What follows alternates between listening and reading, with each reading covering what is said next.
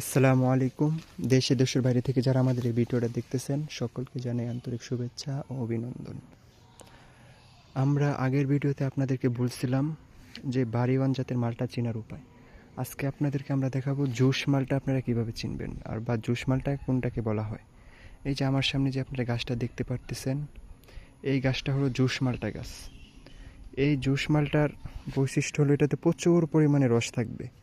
কিন্তু আমরা আগের ভিডিওতে বলছিলাম মালটার নিচে একটা পয়সার মতো র্যাক থাকে, ওইটা দেখে আমরা চিনতে পারবো ওইটা বাড়িওয়ান। কিন্তু এই মালটাটা দেখেন, এটার নিচে কোনো পয়সার মতো কোনো র্যাক নেই, এটা হলো জুস মালটা। এই গাছে অনেক ফলন হয়েছিল কিন্তু এখন শেষ পর্যায়ে, তাই আপনাদেরকে বেশি মালটা দেখাইতে পারতেছি না।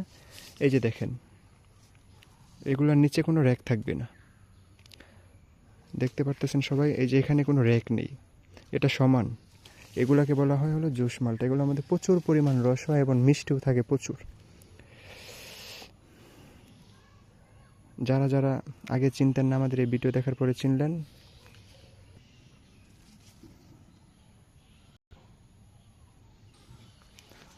তা আজকের মতো আমাদের ভিডিও এখানেই শেষ করতেছি। আপনারা সকলেই আমাদের জন্য দোয়া করবেন, আমাদের বাগানের জন্য দোয়া করবেন।